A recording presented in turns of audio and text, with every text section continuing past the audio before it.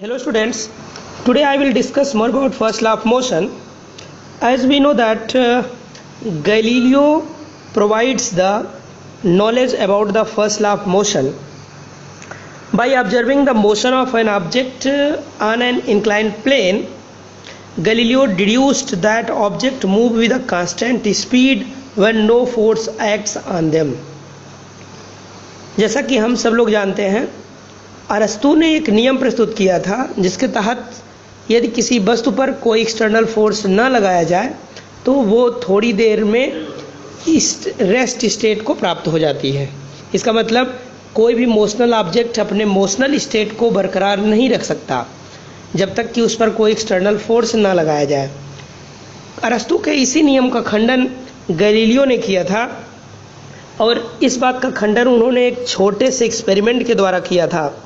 यहाँ आप देखें तो दो इंक्लाइंड प्लेन आपको दिख रहे हैं और इन दोनों प्लेन पर एक बॉल को, एक frictionless surface of this plane पर एक बॉल को स्लाइड कराया जा रहा है। तो बॉल जैसे ही स्लाइड होकर के नीचे आती है दूसरे सरफेस पर ऊपर की ओर राइज अप कर जाती है। जितनी ऊंचाई से पहली बॉल इस सरफेस से नीचे गिरती है ठीक उतनी ही ऊंचाई पर दूसरे सरफेस पर ये बॉल पहुंच जाती है। इस चीज़ को दूसरे फिगर में देखिए, यहाँ पर दिखाया गया है। एक बॉल किसी हाइट से नीचे किसी इंक्लाइंड प्लेन पर नीचे गिर रही, इंक्लाइंड प्लेन की सहायता से नीचे गिर रही है। तो जितनी ऊंचाई से ये नीचे की ओर गिरी है ठीक इतनी ही ऊंचाई पर वो दूसरे फ्रिक्शनलेस प्लेन पर ऊपर की ओर चली जाएगी। ध्यान दीजिएगा, अगर हम इस दूसरे तल के लेवल को थोड़ा सा हॉरिजॉन्टल डायरेक्शन में झुकाएं तो हमको ये पुनः मिलेगा कि बॉल के द्वारा ट्रेवल की गई डिस्टेंस कुछ ज़्यादा ही होगी, क्योंकि बॉल सेम हाइट को जब तक अटेन नहीं कर लेगी तब तक उसकी वेलोसिटी जीरो नहीं होगी। ठीक, तो इस प्रकार से आप देख रहे हैं कि जैसे जैसे प्लेन को हम और ज़्यादा हॉरिजॉन्टल करते जा रहे हैं, बॉल के द्वारा दूसरे प्लेन पर जो कि मोर हॉरिजॉन्टल है, more inclined along the horizontal है, उस पर बॉल के द्वारा अधिकतम डिस्टेंस, मैक्सिमम डिस्टेंस ट्रेवल किया जा रहा। यदि हम इसी प्लेन को धीरे धीरे धीरे धीरे हॉरिजॉन्टली एकदम प्लेस कर दें ऐसे, तो बॉल जितनी ऊंचाई से गिराई गई ठीक उतनी ही हाइट को गेन करने के लिए कितना डिस्टेंस ट्रेवल कर जाएगी, लगभग इनफाइनाइट डिस्टेंस, क्योंकि हॉरिजॉन्टल डायरेक्शन में इतनी हाइट को गेन कर पाना लगभग असंभव सा होगा, क्योंकि हॉरिजॉन्टल लेवल पर वर्टिकल हाइट लगभग जीरो मिलेगी। तो इस प्रकार से ball infinitely without any delay या without any change in speed motion करती चली जाएगी। ठीक, एक यूनिफॉर्म स्पीड से बॉल हॉरिजॉन्टल डायरेक्शन में चलती चली जाएगी। ऐसा एक्सपेरिमेंटल ऑब्जर्वेशन गैलीलियो ने किया था। इसका मतलब इससे उन्होंने एक अनुमान निकाला कि यदि किसी बॉल पर या किसी ऑब्जेक्ट पर कोई एक्सटर्नल फोर्स न लगाया जाए तो वो बॉल या ऑब्जेक्ट एक पर्टिकुलर डायरेक्शन में पर्टिकुलर स्पीड से चलता चला जाएगा।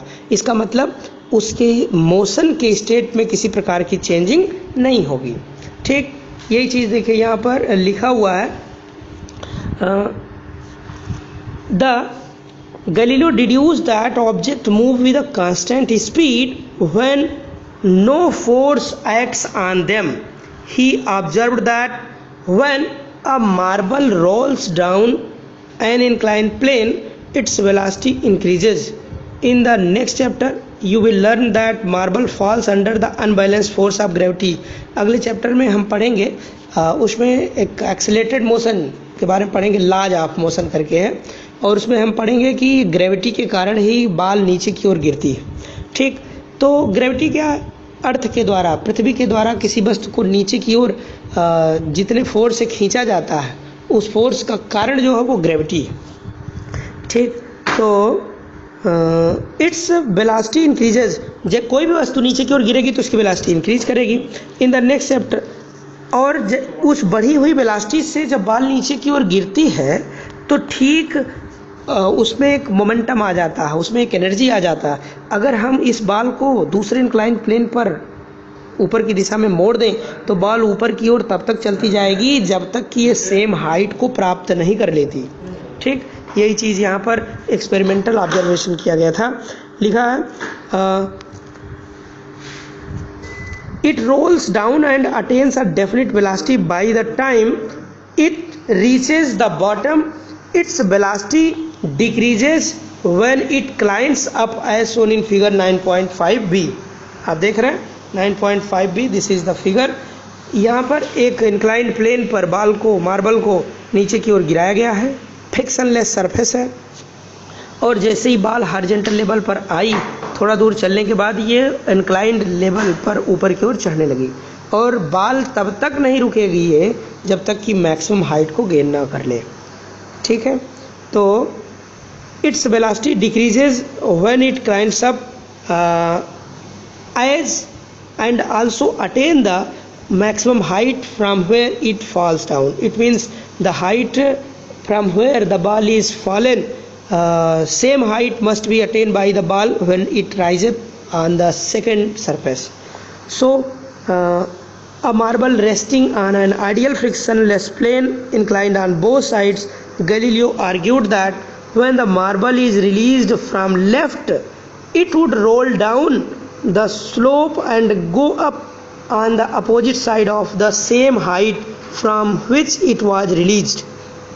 If the inclination of the planes on both sides are equal, then the marble will climb the same distance that it covered while rolling down. If the angle of inclination of the right angle plane were gradually decreased, आप देख रहे हैं ना, यहाँ पर ये जो दूसरा प्लेन है, इंक्लाइन प्लेन है, इसका जो इंक्लाइनेशन है धीरे धीरे धीरे धीरे ग्रेजुअली इसको डिक्रीज किया जा रहा है। तो इस प्रकार से जैसे जैसे इसका ये डिक्रीज किया जा रहा है, इस पे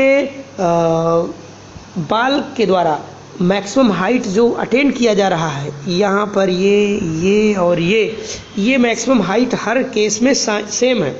लेकिन अगर हम पहले केस को देखें तो पहले केस में थोड़ी सी ही हाइट को या थोड़ी सी डिस्टेंस को ट्रेवल करके उतनी हाइट को गेन कर लिया। दूसरे केस में ये इतनी ज़्यादा हाइट को ट्रेवल करके इतना ज़्यादा डिस्टेंस ट्रेवल करके उतनी ही हाइट को गेन कर रहा है, और तीसरे केस में तो और ज़्यादा डिस्टेंस ट्रेवल करना पड़ रहा है इसको इतनी ही हाइट को अटेन करने के लिए।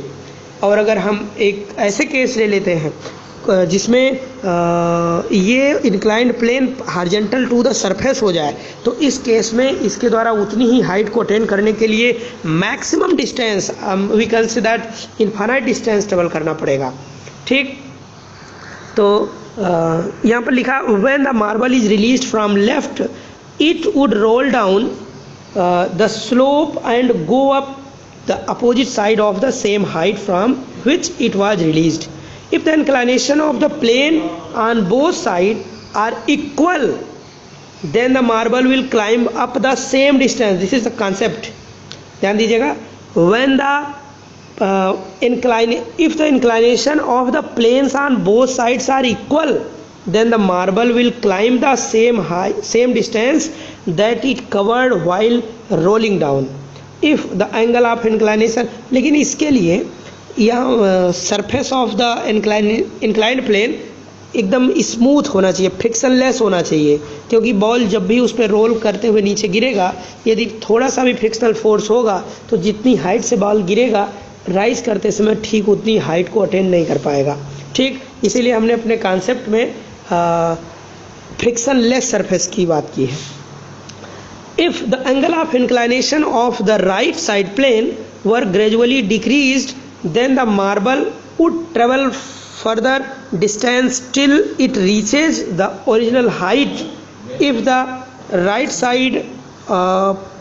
side plane were ultimately made horizontal, that is slope is reduced to zero, the marble will continue to travel forever trying to reach the same height. It means marble हमेशा के लिए चलता चला जाएगा, क्योंकि हम हॉरिजॉन्टल लेवल पर उतनी हाइट को अटेन कर पाना उसके लिए संभव नहीं होगा। ठीक, तो thus it suggests that an unbalanced force is required to change the motion of the marble, but no net force needed to sustain the uniform motion of the marble. In practical situation, it is difficult to achieve a zero unbalanced force. This is because of presence of frictional force acting opposite to the direction of motion. Thus, in practice, the marble stops after traveling some distance. The effect of the frictional force may be minimized by using a smooth marble and a smooth plane and providing a lubricant on the top of the planes. Now, let us know what are the contribution provided by the Newton. Newton ने Galileo के force के idea को अध्ययन किया और motion तथा उसे present करने वाले 3 बेसिक लॉज को जो कि किसी वस्तु के मोशन को गवर्न करते हैं उसको प्रोवाइड किया। तो न्यूटन ने जो 3 नियम दिए हैं उनको हम first law of motion, second law of motion और थर्ड लॉ ऑफ मोशन के नाम से जानते हैं। ठीक, फर्स्ट लॉ ऑफ मोशन क्या है? An object remains in a state of rest or of uniform motion in a straight line unless compelled to change that state by an applied force. इसका मतलब कोई भी वस्तु किसी भी अवस्था में हो, चाहे वो रेस्ट में हो, चाहे वो यूनिफॉर्म मोशन के स्टेट में हो, वो अपने इस स्टेट को कभी भी चेंज नहीं करेगी जब तक कि उस पर कोई एक्सटर्नल फोर्स न लगा दिया जाए। अर्थात अगर किसी ऑब्जेक्ट पर कोई एक्सटर्नल फोर्स लगा दिया जाता है तो वो अपने स्टेट को चेंज कर सकती है, और जब तक एक्सटर्नल फोर्स नहीं लगेगा तब तक वो उसके स्टेट में कोई चेंजिंग नहीं होगी। दूसरे शब्दों में देखिए, नीचे लिखा हुआ है all object resist a change in their state of motion. ध्यान दीजिएगा, all object resist a change in their state of motion. तो आपको हम बता दें, गैलीलियो ने लॉ ऑफ इनर्शिया में दिया था। इनर्शिया के बारे में टोटल जानकारी सर्वप्रथम गैलीलियो ने दिया। इनर्शिया क्या होता है? Inertia is the property of any object that can resist in the change of their state. किसी वस्तु की गति की अवस्था अथवा विराम की अवस्था या तो डायरेक्शन चेंज करने की स्टेट में जितनी भी चेंजिंग होती हैं, प्रत्येक वस्तु अपने स्टेट में होने वाले चेंजिंग का अपोज करता है। Every object has a property by which it can resist the change in their state of motion, rest or direction, that is known as inertia. Inertia are 3 types. First, inertia of rest, inertia of motion and inertia of direction. So more basic knowledge about inertia was provided by the Galileo, and further it can be explained by the Newton. तो Newton ने लिखा all object resist or change in their state of motion. In a qualitative way, the tendency of undisturbed object to stay at rest or to keep moving with the same velocity is called inertia. ठीक है, लिखा हुआ है अ qualitative वे। अगर हम इसको define करें तो पाएंगे the tendency of undisturbed object to stay at rest or to keep moving with the same velocity is called inertia. This is why the first law of motion is also known as law of inertia. माने Galileo का जो law of inertia था वही Newton का first law of motion बन गया। ठीक, certain experiment,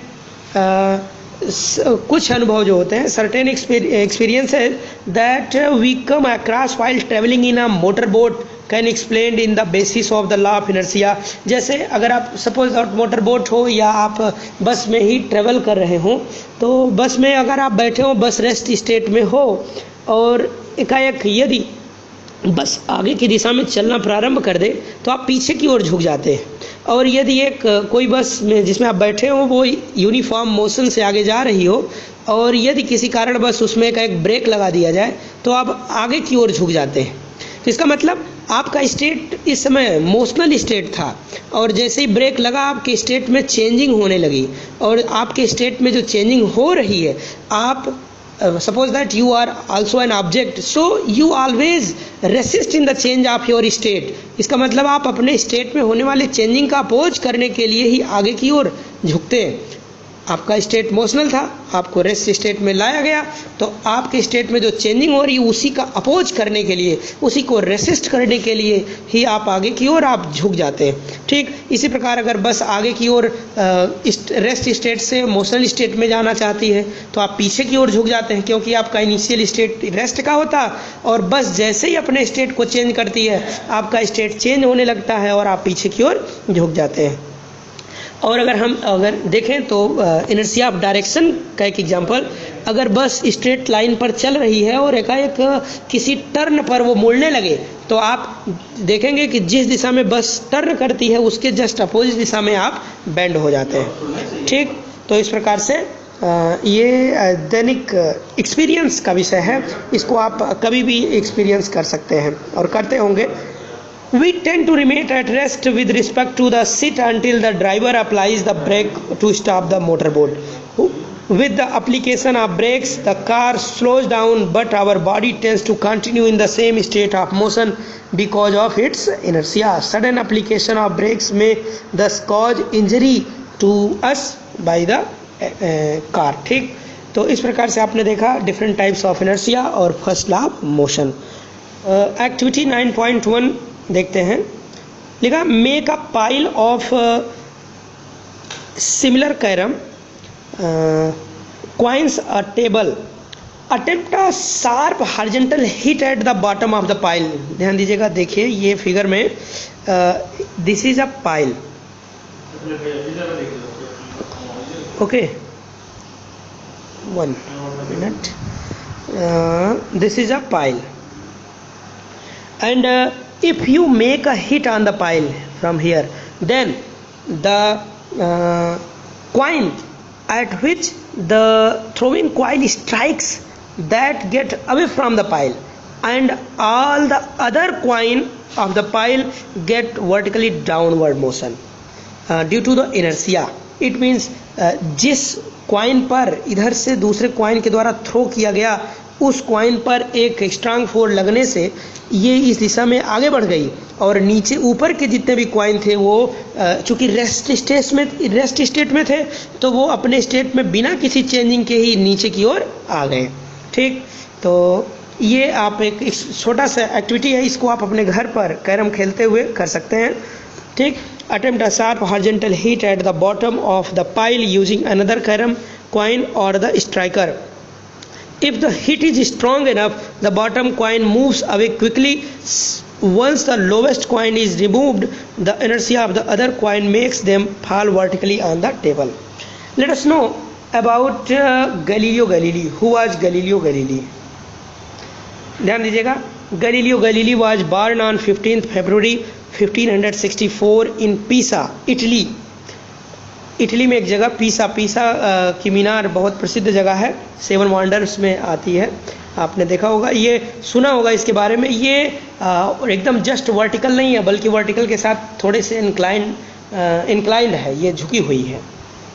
ठीक, right from the childhood had interest in mathematics, और गैलीलियो को बचपन से ही मैथमेटिक्स का बहुत शौक था, and natural philosophy. But his father Vincenzo Galilei wanted him to become a medical doctor, लेकिन इनके पिता इनको मेडिकल डॉक्टर बनाना चाहते थे। Accordingly Galileo enrolled himself for a medical degree at the University of Pisa in 1581 which he never completed. क्योंकि ध्यान दीजिएगा, जिस चीज़ में बच्चे का मन न लगे उसको ज़बरदस्ती ये डिग्री दी जाए तो वो कभी उसको कंप्लीट नहीं कर सकता, बार बार फेल होता रहेगा। वही इनके साथ भी हुआ, ये मैथमेटिशियन बनना चाहते थे और इनको मेडिकल की डिग्री इनके पिता के द्वारा प्राप्त किया जाना था। पिताजी चाहते थे कि मेडिकल डिग्री प्राप्त करें और ये मेडिकल की एग्जामिनेशन में जब बैठे तो क्वालिफाई नहीं कर पाए और इनकी वो डिग्री अधूरी रह गई। ठीक, तो मैथमेटिक्स में पुनः ये 1586 में अपना इंटरेस्ट लेकर के वापस आए और उन्होंने एक साइंटिफिक बुक लिखा जिसका नाम है द लिटिल बैलेंस। ठीक, लिटिल बैलेंस, और इसको इटालियन फ्रेज में हम कह सकते हैं La Bilancetta, in which described Archimedes method of finding the relative density, जिसमें इन्होंने आर्किमिडीज के द्वारा रिलेटिव डेंसिटी को प्राप्त करने के तमाम सारे तरीकों के बारे में पढ़ा। रिलेटिव डेंसिटी जिसका आधुनिक नाम स्पेसिफिक ग्रेविटी भी है, ठीक। और इन्होंने एक बैलेंस का भी निर्माण किया जिसकी सहायता से हम एक पर्टिकुलर ऑब्जेक्ट की रिलेटिव डेंसिटी को प्राप्त कर सकते हैं। 1589 में इन्होंने एक सीरीज ऑफ एसे प्रस्तुत किया, एक निबंधों की एक श्रेणी लिखा, उन निबंधों की श्रृंखला को डी मोटू के नाम से जाना गया। He presented his theories about falling objects using an inclined plane to slow down the rate of descent, ठीक। 1992 में उनको professor of mathematics at University of Padua में रख दिया गया, Padua in Republic of Venice, ये यूनिवर्सिटी रिपब्लिक ऑफ वेनिस के अंतर्गत आती थी। Here he contributed his observation on the theory of motion and through his study of inclined planes and the pendulum formulated the correct law of uniformly accelerated object, that the distance the object moves is proportional to the square of the time taken. Galileo was also a remarkable craftsman. He developed a series of telescopes whose optical performance was much better than that of other telescopes available during those days. Around 1640, he designed the first pendulum clock in his book Starry Messenger. On his astronomical discoveries, Galileo claimed to have seen mountains on the moon, the Milky Way made up of tiny stars and 4 small bodies orbiting Jupiter. In his books Discourage on Floating Bodies and Letters on the Sunspots, he disclosed his observation of sunspots using his own telescope, and through his observation on Saturn and Venus, Galileo argued that all the planets must orbit the sun and not the earth, contrary to what was believed at that time. तो आपको हम बता दें कि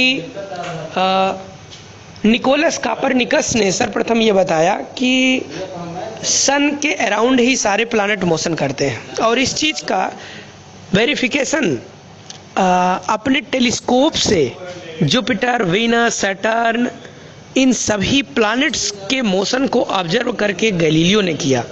तो इस प्रकार से हम कह सकते हैं गैलीलियो एक बहुत ही महान और बहुत ही जीनियस साइंटिस्ट थे, जिन्होंने एक ऐसे टेलीस्कोप का निर्माण किया जिसकी सहायता से सर्वप्रथम उन्होंने जुपिटर को देखा, सैटर्न की रिंग को देखा, सैटर्न और वीनस के मोशन को ऑब्जर्व किया, और ये इस बात का निष्कर्ष निकाला कि सारे प्लैनेट सन के राउंड मोशन करते हैं, न कि अर्थ के, ठीक।